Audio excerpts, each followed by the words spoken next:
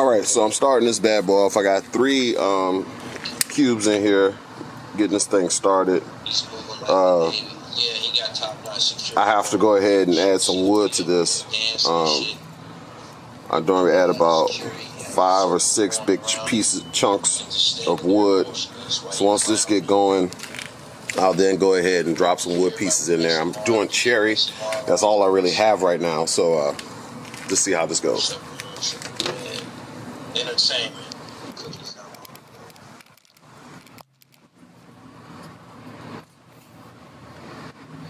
Alright, so I'm starting this bad boy off. I got 3 cubes in here, getting this thing started.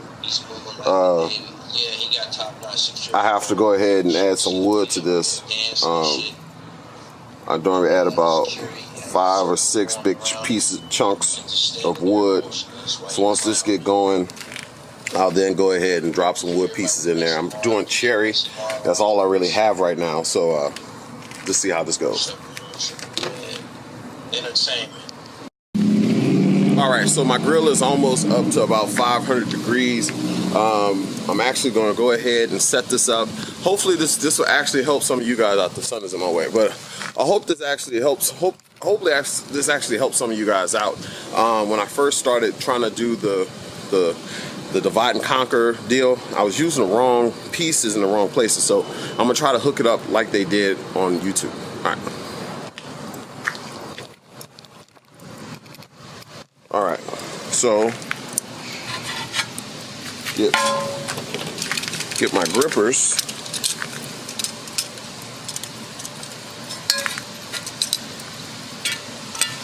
Alright, so we're going to have the heat deflector on the low side, but then we're going to use the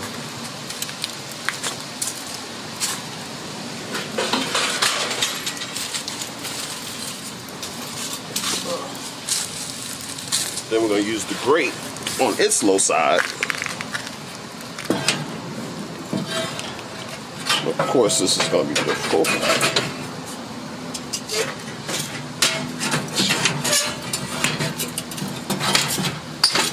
It's actually really hot.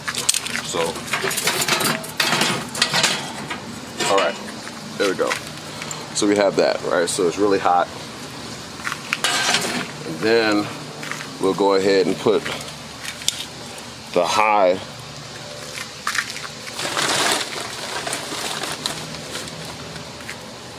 put the other grill or the grate on the high side.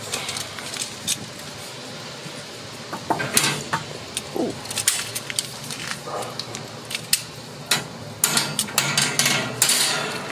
All right, so I believe this is the correct way to set this up. Go ahead. All right, so also on this particular cook, since I have the fire going, I'm noticing that cooking on a Kamado Joe, Big Joe, is really expensive, right? In the sense that every time you cook, you need to actually have a purpose to do it, you know? So to the point where if I do a pizza, I do 2 pizzas, you know, because I don't want to waste the fuel. But so far so good, man. This thing has been an absolute dream to own.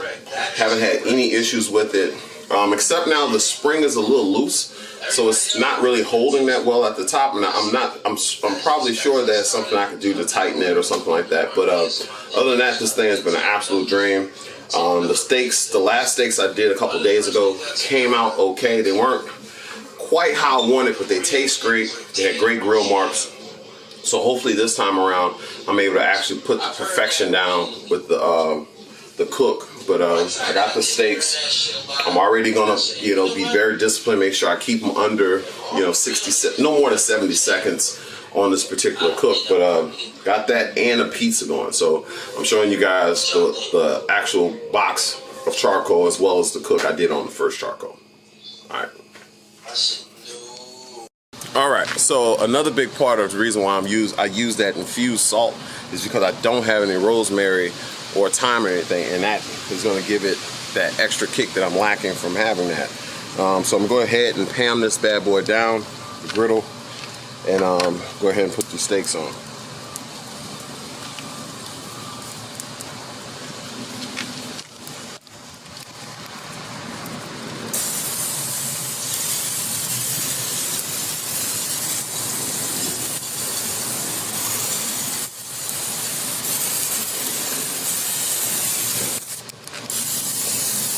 For whatever reason, I probably shouldn't be using this because it's aerosol with fire, so it probably shouldn't happen that way. All right, but we had go ahead and got that going. Now we're gonna add the steaks. I forgot the steaks were actually out here.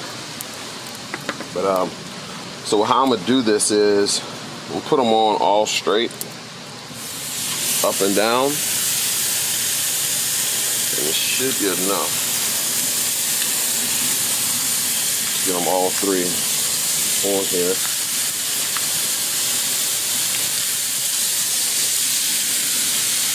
So we're gonna keep it like that. So basically it's gonna be 2 minutes on each side, and then we're gonna turn. So basically it's 60 seconds, quarter turn, 60 seconds flip, quarter turn, 60 seconds flip. And as you see, man, this thing is going, and these smell terrific already.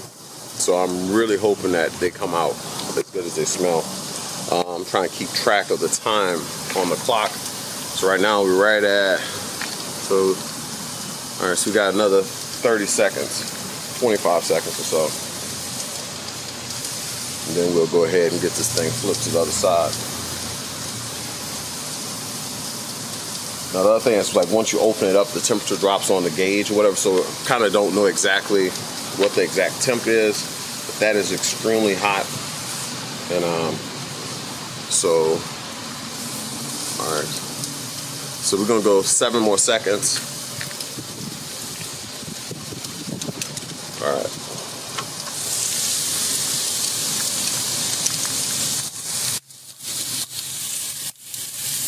So this is a damn out.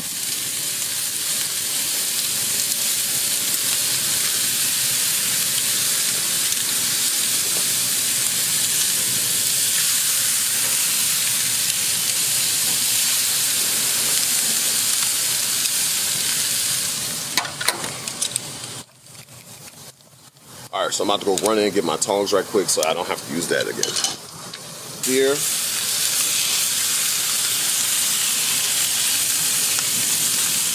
These are extremely awkward. Tongs. That's a decent sear. Nothing crazy. That one came out pretty good.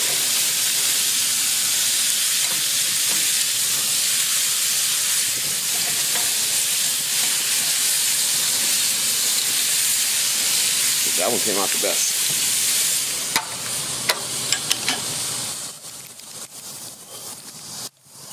All right, so we still have another minute, and then we'll flip. So basically, I'm gonna turn these. I'm basically going by the clock on the timer here. So we're gonna flip it, give it a minute, so you just get that nice sear, those sear marks. Then we'll rest it on the cooler side for about 3 minutes. Pull them. Let them rest, and then I'm gonna throw the pizza on and see how that comes out. Trying to get both these cooks done at the same time, but what I can tell you is for sure is that those Kamado Big Joe coals are actually running a little hotter, so it might be something to spending $30 for charcoal. You know, I'm also guessing that I'll be able to preserve the leftover charcoal. There'll be more charcoal left over afterwards anyway. And what's left over probably a little bit better quality than what I actually cleaned out from Big Joe already. So based on the clock here, we got another 10 seconds. And I'm gonna quarter turn them and then finish it off, have them rest up while I prepare the other pizza, and then that should be a wrap.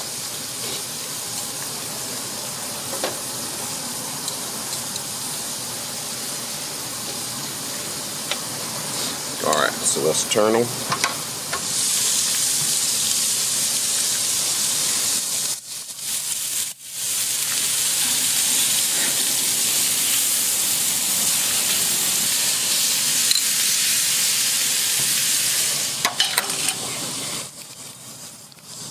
All right, so I'll tell you this right now. These 100% look better than the ones that I did a couple of nights ago. They're not as charred, but they look more livelier, actually more closely to what you'll see at a restaurant. So I'm already thinking that these are going to be 10 times as good. And they also look like they're going to be cooked in a way that I'll be able to get that good medium rare out of them. But also, the medium, cooking on medium isn't bad, but I know I'm not going to eat it all. So when you have to reheat it, kind of nukes it a little bit, so it kind of kills it. So just from that aspect alone, it's probably a little too much. But the temperature on this thing, I'm gauging, is probably around 600 degrees. I can't really get it done because I keep having to turn it. So we got another 12 seconds before I take these bad boys off. But so far so good, man. I'm really excited about these steaks. So now the grill's already creeping back to 400 after being on and off. So we're gonna go ahead and pull these bad boys right now. All right.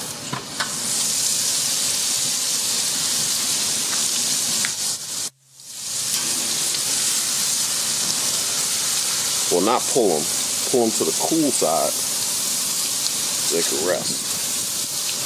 Well, not rest, but, you know.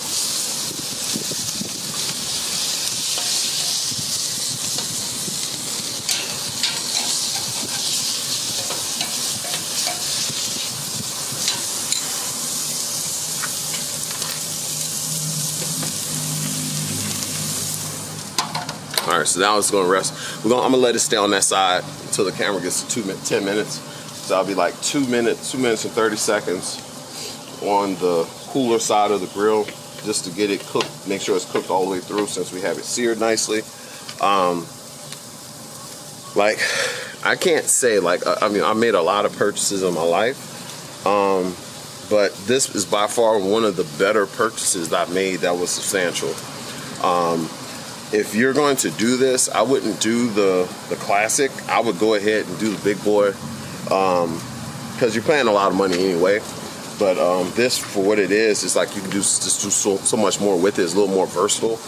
But yeah, it's caught some wood, so it's smoking pretty good. But I'm really enjoying this thing, man. I got all, like I said, all the attachments. The only attachment so far, well, 2 attachments I'm really not that happy with, excuse me, is the pizza cutter and the pizza stone. The pizza stone that I'm actually gonna cook this on today, I actually enjoy it a lot more than the one that was made by Kamado Joe, and it's a thinner version of it in general as well. So all right, so we're about to take this off now. So these bad boys are done. So we'll go ahead and just scoop them up.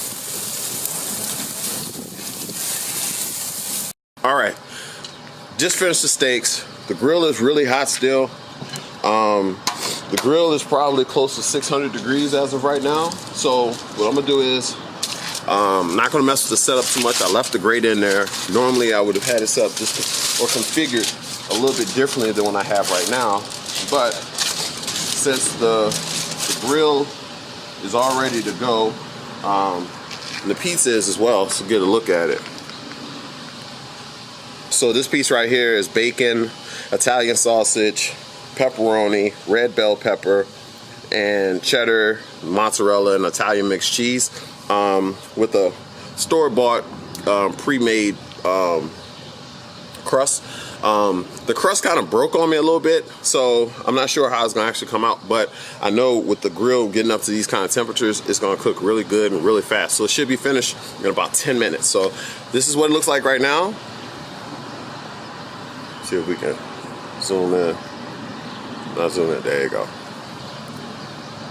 Go ahead and get that good old cut of pizza. So right now it's right at 500.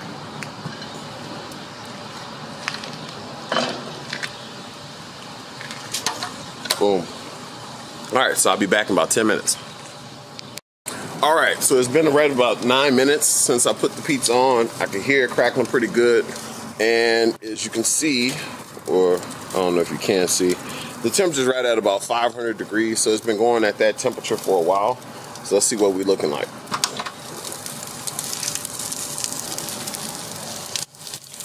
So, the pizza pan broke.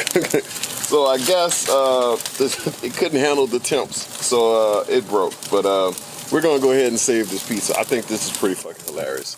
All right, so I guess I like that pizza pan a lot, but it just couldn't handle the heat, man. Damn. All right, so I have to make some corrections to that video. I guess there's a reason why the stone that it comes with is a lot bigger. It's amazing that happened like that, but that one I've had it for about 4 years cooking in the oven, and it's never gotten to those type of temperatures, and it just shattered. So I was able to still save half the pizza. Yeah, so just the outer side on the pizza actually messed up, but the good part of the pizza, this was thrown on there after the fact, but the opposite side of the pizza should be good. That is actually funny.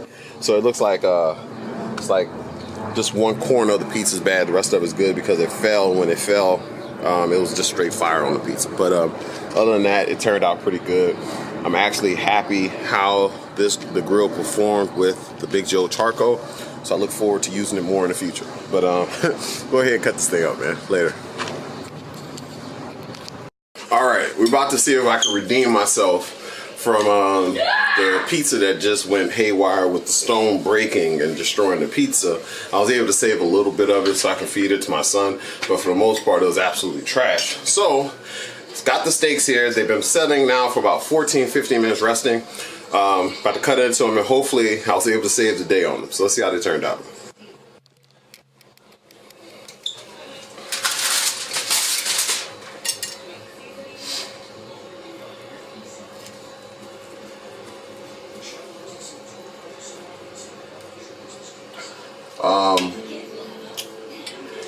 It looks like it's medium. Well, that's pretty. See if it'll focus in.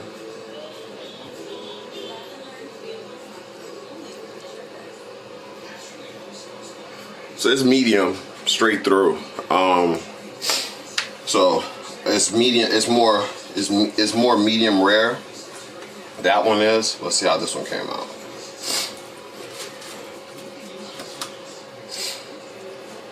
This one is as well. So basically they all just cook through, and they're medium, nice pink on the inside, not overcooked. So looks like I did a good job. This was the worst steak in terms of the quality of it. Let's see how this one turned out. That's funny. This one came out medium as well.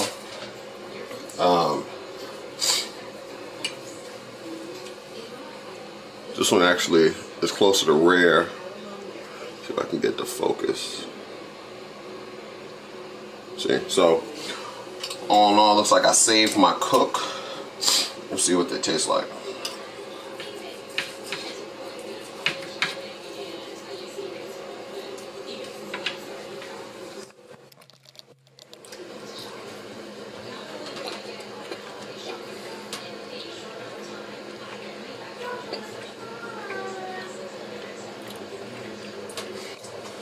All right, most definitely the best steak I've ever cooked.